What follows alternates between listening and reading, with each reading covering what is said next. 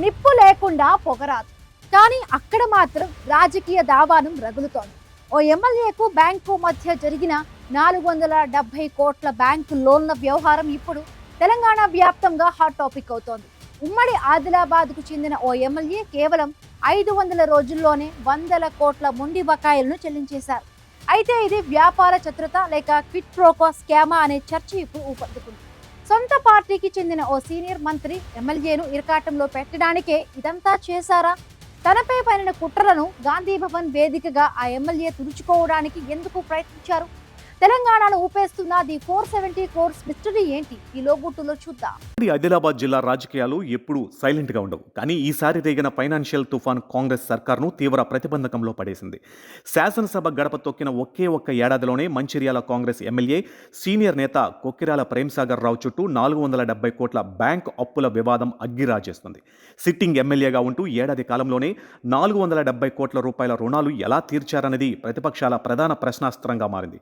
Election అఫిడవిట్లో చూపిన ఆదాయానికి ఈ చెల్లింపులకు అసలు పొంతన లేదని, ముంబైకి చెందిన షెల్ కంపెనీల ద్వారా నిధులు మళ్లించి హవాలా నెట్వర్క్ ద్వారా ఈ రుణాలను సెటిల్ చేశారనే తీవ్ర ఆరోపణలు వెల్లువెత్తుతున్నాయి. దీంతో ఉమ్మడి జిల్లా రాజకీయం ఒక్కసారిగా శరవేగంగా హీటెక్కింది. ఏడాది క్రితం దాకా బ్యాంకుల దృష్టిలో డీఫాల్టర్గా ఉన్న కంపెనీలు సడన్గా క్లీన్ చీట్ ఎలా సాధించాయి అనేది $1 మిలియన్ ప్రశ్నగా మారింది.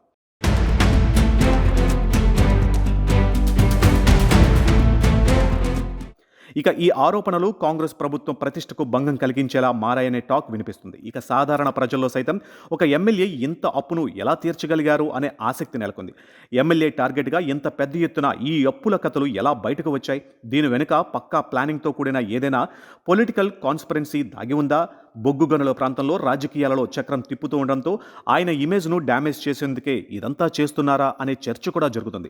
ఎలక్షన్ల అఫిడవిట్లోని ఆస్తుల వివరాలను ఈ తాజా ఆరోపణలను లింక్ చేస్తూ సోషల్ మీడియాలో ట్రోల్ చేస్తున్నారు. ఈ ఆరోపణలు నిజమేనా లేక కావాలనే సృష్టించిన పొలిటికల్ మైండ్ గేమా అనేది అర్థం కాక ఆదిలాబాద్ జిల్లా ప్రజలు తలలు పట్టుకుంటున్నారు. గతంలో ప్రేమ్సాగర్ రావు ఆయన కుటుంబ సభ్యుల పేరుతో ఉన్న సాయినాథ్ ఎస్టేట్ ప్రైవేట్ లిమిటెడ్ పేరు మీద 2010 నుంచి 2013 వరకు 357 కోట్లు, భాగ్యనగర్ హోటల్స్ పేరిట 2005 నుంచి 2012 వరకు 87 కోట్ల భారీ రుణాలను దాదాపు 3 జాతీయ బ్యాంకుల నుండి తీసుకున్నారు. అయితే కాలక్రమేణా వడ్డీలు అసలు చెల్లించకపోవడంతో బ్యాంకులు వాటిని నాన్ పెర్ఫార్మింగ్ అసెట్స్గా ప్రకటించి డీఫాల్టర్ల జాబితాలోకి చేర్చాయి. ఆస్తుల వేలానికి కూడా బ్యాంకులు నోటీసులు జారీ చేసినట్లు ప్రతిపక్షాలు ఆరోపిస్తున్నాయి. అయితే కాంగ్రెస్ ప్రభుత్వం అధికారంలోకి వచ్చిన కేవలం 480 రోజుల వ్యవధిలోనే ఈ ఎన్పిఏ అకౌంట్లన్నీ సడన్గా యాక్టివ్ అయ్యి 444 కోట్ల నుంచి 470 కోట్ల దాకా ఉన్న రుణాలు వన్ టైం సెటిల్మెంట్ ద్వారా క్లియర్ అవడం సంచలనంగా మారింది. 10 ఏళ్లుగా సైలెంట్గా ఉన్న బ్యాంకులు ఒక్కసారిగా ఎలా క్లీన్ చీట్ ఇచ్చాయనేది ఇప్పుడు $1 మిలియన్ ప్రశ్నగా మారింది. ఒక బెకాన్ కంపెనీకి కేవలం 10 లక్షల పెట్టుబడి ఉంటే దానికి 10 కోట్ల లోన్ ఎలా వచ్చిందని ప్రతిపక్షాలు ప్రశ్నిస్తున్నాయి. ఎన్పిఏగా మారిన అకౌంట్లను క్లియర్ చేయడం వెనుక రాజకీయ హస్తం ఉందంటున్నారు. బ్యాంకుల నిబంధనలను తొంగలో తొక్కి ఈ వన్ టైం సెటిల్మెంట్ చేశారనే ఆరోపణలు వస్తున్నాయి.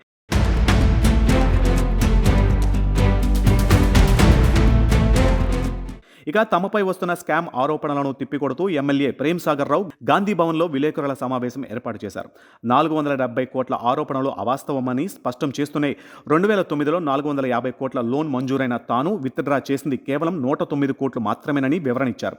వ్యాపారంలో ఒడిదుడుకుల వల్ల ఎన్పిఏగా మారిన మాట వాస్తవమేనని, అయితే చట్టబద్ధంగా మరో బ్యాంకు నుండి రుణం పొంది పాత బకాయిలు క్లియర్ చేశానన్నారు. తన వ్యాపార లావాదేవీలు అన్నీ పారదర్శకంగా ఉన్నాయని, ఎలాంటి అవినీతి జరగలేదన్నారు. మంచిర్యాల అభివృద్ధిని చూసి ఓర్వలేకనే కొందరు అసత్య ప్రచారాలు చేస్తున్నారని ధ్వజమెత్తారు. గూడెం దేవస్థానం అభివృద్ధికి 98 కోట్లు తెచ్చినందుకే తనపై కక్ష గట్టారని విమర్శించారు. తనపై వస్తున్న ఆరోపణలు రుజువైతే ఎమ్మెల్యే పదవికి రాజీనామా చేయడానికి సిద్ధమని సవాల్ కూడా విసిరారు. తాను ఎక్కడా రూపాయి అవినీతికి పాల్పడలేదని, బహిరంగ చర్చకు సిద్ధమని ఓపెన్ ఛాలెంజ్ చేశారు. తన వ్యక్తిత్వ హనానికి పాల్పడుతున్న వారి వెనుక ఉన్న శక్తులను వదిలిపెట్టనని స్పష్టం చేశారు. ఇక ఈ ఆరోపణల వెనుక సొంత కాంగ్రెస్ పార్టీకి చెందిన ఉమ్మడి జిల్లా మంత్రితో పాటు పాత అనుచరుల హస్తం ఉందని ప్రేమ్సాగర్ రావు భావిస్తున్నారు. గతంలో తనకు కుడి భుజంలా ఉన్న జగన్మోహన్ రావుతో కొన్ని విభేదాలతో ఇరువురికి మధ్య గ్యాప్ పెరిగింది. ఇక ఆ మంత్రికి ఈయనే పూర్తి సహకారం అందించి ఉంటారనే ఆరోపణలు సైతం వినిపిస్తున్నాయి. గతంలో ఆయనతో పాటు ఆయన ముఖ్య అనుచరులు ఎమ్మెల్యే పిఏ, టీఆర్ఓలం అని చెప్పుకునే కొంతమంది కోట్లు వెనకేసుకున్నారనే ఆరోపణలు కూడా ఉన్నాయి.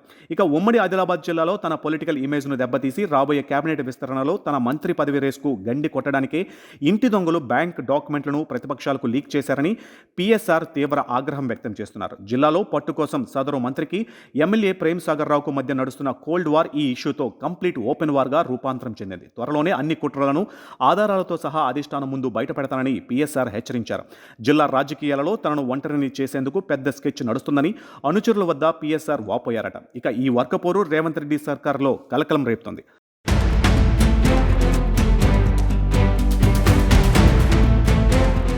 ఇక గాంధీ భవన్లో పిఎస్ఆర్ ప్రెస్ మీట్ పెట్టిన కొద్ది రోజులకే ప్రతిపక్ష బీఆర్ఎస్ పార్టీ తీవ్ర స్థాయిలో ఎదురుదాడికి దిగింది. బీఆర్ఎస్ సీనియర్ నేతలు ఆర్ఎస్ ప్రవీణ్ కుమార్, నడిపెల్లి విజిత్రావు మంచిర్యాలలో ప్రెస్ మీట్ పెట్టారు.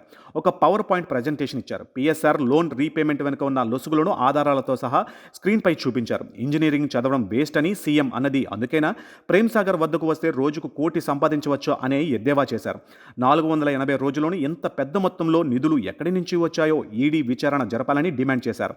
ఇది క్లియర్గా కేజీఎఫ్ సినిమా తరహాలో నడిచిన ఒక పెద్ద ఫైనాన్షియల్ మాఫియా అని ఆర్ఎస్పీ అభివర్ణించారు. ఇక నడిపెల్లి విజిత్రావు పిఎస్ఆర్ పై ఘాటు విమర్శలు చేశారు. మంచిర్యాల ఇండస్ట్రియల్ పార్క్ భూముల్లోనూ స్కామ్ జరిగిందని ఆరోపించారు. కాంగ్రెస్ అధికారంలోకి వచ్చాక ప్రజాధనాన్ని దోచి ఈ అప్పులు తీరుస్తున్నారని విమర్శించారు. పిఎస్ఆర్ చెల్లించిన ఆ 190 కోట్ల రూపాయల అసలు గుట్టు ఏంటో రేవంత్ రెడ్డి సమాధానం చెప్పాలన్నారు.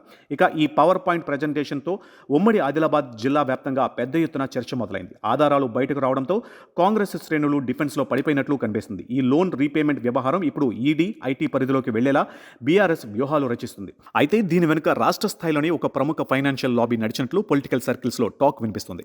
కాంగ్రెస్లోనే ఒక కీలక నేత అండదండలతోనే ముంబై కంపెనీల నుంచి సెటిల్మెంట్లు జరిగాయని ఆరోపణలు వినిపిస్తున్నాయి. ప్రతిపక్షాల ఆరోపణల ప్రకారం ఈ కథ వెనుక రాష్ట్ర స్థాయి పెద్దల హస్తం కూడా ఉందట. మరోవైపు జిల్లాకు చెందిన ఓ మంత్రి ప్రేమ్ సాగర్ రావును రాజకీయంగా ముగించేందుకే ఈ లీకులు ఇప్పించారని అంటున్నారు. వ్యాపార సామ్రాజ్యం నుండి రాజకీయ సింహాసనం దాకా ప్రేమ్ సాగర్ రావు ప్రయాణంలో ఎన్నో ఒడిదుడుకులు ఉన్నాయి. కానీ ఈ స్థాయి బ్యాంక్ లోన్ వివాదం ఆయన కెరియర్లో ఎప్పుడూ రాలేదని సన్నిహితులు అంటున్నారు. ఈ మొత్తం ఎపిసోడ్ వెనుక అటు సొంత పార్టీ శత్రువులు, ఇటు ప్రతిపక్షాల ఉమ్మడి వ్యూహం ఉందంటున్నారు. మొత్తానికి ఈ అసలు కథ మంచిర్యాల పాలిటిక్స్ను ఏ మలుపు తిప్పుతుందో చూడాలి.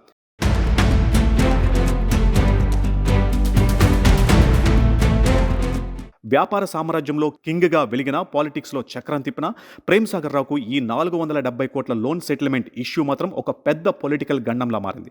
అప్పు తీసుకోవడం వ్యాపార హక్కు కావచ్చు, తీర్చడం చట్టబద్ధం కావచ్చు, కానీ టైమింగ్ దగ్గరే అసలు ట్విస్ట్ బయటపడింది. సొంత పార్టీలోనే ఇంటి దొంగలు గోతులు తవ్వుతూ ఉంటే ప్రతిపక్షాలు పవర్ పాయింట్ ప్రజెంటేషన్తో దెబ్బతీస్తున్నాయి. మరి పిఎస్ఆర్ ఈ చక్రవ్యూహాన్ని ఛేదించి మంత్రి పదవి రేస్లో నిలుస్తారా, లేక ఈ 470 కోట్ల మంటల్లో మంచిర్యాల రాజకీయం మరింత అగ్గి రాజేస్తుందా అని తెలియాలంటే కొన్ని రోజులు వెయిట్ చేయాల్సిందే.